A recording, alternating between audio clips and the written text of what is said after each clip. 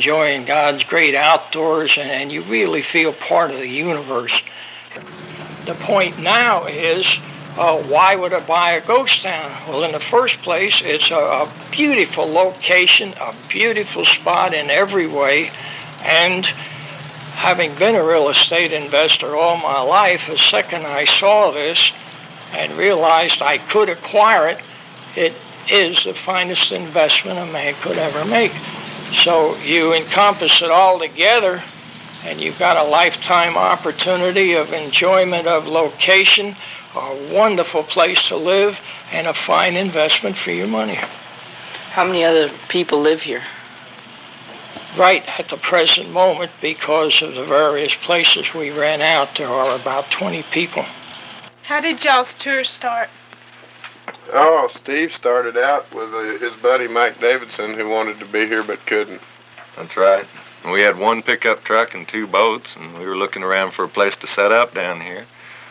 Went into the post office, got a post office box, and asked Mary Wright, the postmistress, where is there a place that you can rent around here? She thought for a minute, and she said, well, go see Mr. Vaughn up in the ghost town. So we kind of move around a little bit. That's why we call ourselves Far-Flung Adventures, but this is our home. Do you have any further goals? Further south? Further north? Sure, we want to run every river possible. What do river guides do? Oh, you cook, you learn how to read rivers first so that you can run them without running into things. It's real important to run a safe river trip, and I learned from these guys how to run rivers. They didn't learn anything from me except how to be a straight man. You have to patch boats, you have to pump boats, you have to carry boats, you have to plan the food, pack the food. How do you get your supplies in down here? Somebody's got to go to town, and town's 90 miles away, town being Alpine.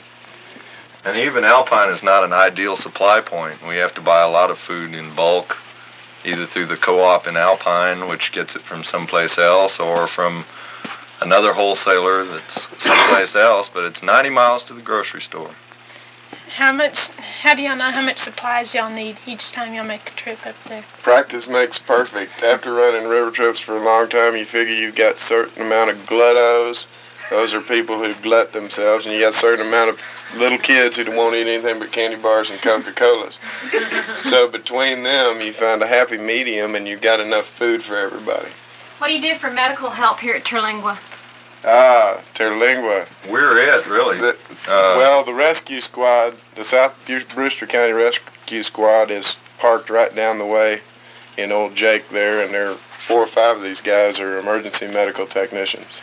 And we have one paramedic also, and if we receive calls from the community that there's been an automobile wreck, a motorcycle accident, somebody had a heart attack, broke something serious, we'll go out and respond on it. We get called by the school quite a bit to nurse cut heads and things. Do y'all have walkie-talkies or radios or?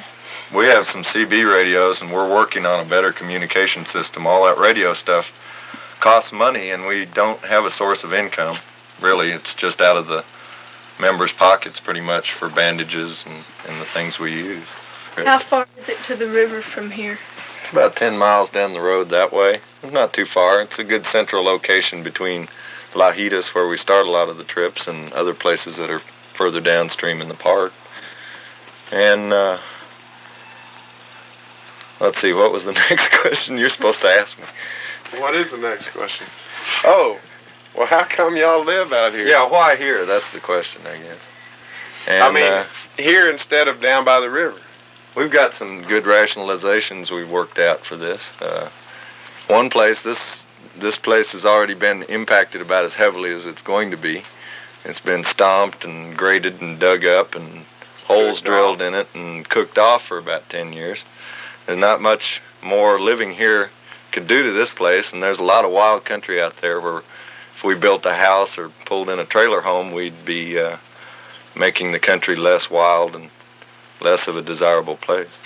What do y'all do for entertainment down here? This is it. Just sit out in the front yard? Yeah, usually invite in a camera crew. Do y'all play the guitar? I've seen a guitar out here. This guy yeah. does. Oh, sure. Yeah, he plays and sings too, like a bird. Where did y'all live before y'all moved down to Terlingua? Oh, I lived in sunny Central California on the Stanislaus River. I lived in Houston, sunny Houston, where the sky is always brown.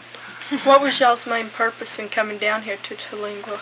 Well, it was to run river trips. In my case, it was to keep on running river trips. The Army Corps of Engineers had kind of dammed up the Stanislaus River, and the cabin I was living in was burnt by the Corps of Engineers, and we were forced to move on.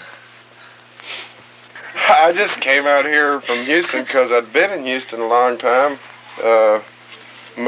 probably much too long, and felt a lot more comfortable living out here than I do in town. In town's fun for playing, but it's no good for living. I was a cook and a waiter and a theater owner in Houston, and not all at the same time, but sort of in succession several times. And all that's real fun, but I get to cook and perform and run rivers out here. It's just like customers in a restaurant or people in a live theater. You kind of read them as they come in the door, and then you know what they want. Well, if what they want is this old boy right here, well, heck, you'll get him. You know? And if they want somebody to act smart, I can act smart anyway, you know. Y'all get a lot of tourists that want to go on float trips and stuff like that. That seems to be the ideal, because that's really why we're here, is to run float trips on the Rio Grande. We're close to Big Bend National Park, being in Terlingua, and that's the whole story.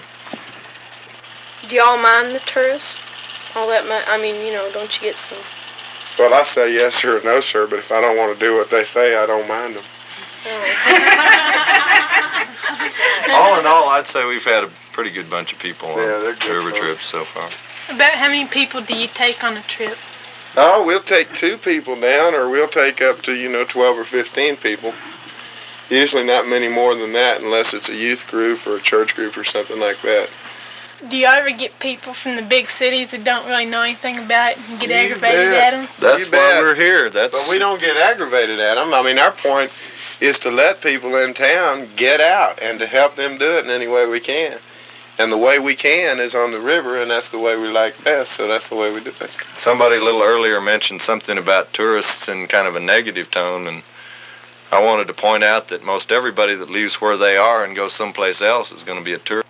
How many years have y'all done this so far? Going on 3. 3 years. How did you Getting get old, the name Far-Flung Adventures? Made it up. It was between that and Unsinkable River Tour. Do y'all all get along with each other? No, I hate most of these guys around here, but they tell me that they won't pay me if I give them a hard time, and I say, well, okay, I won't give them a hard time. They're not real easy to get along with either.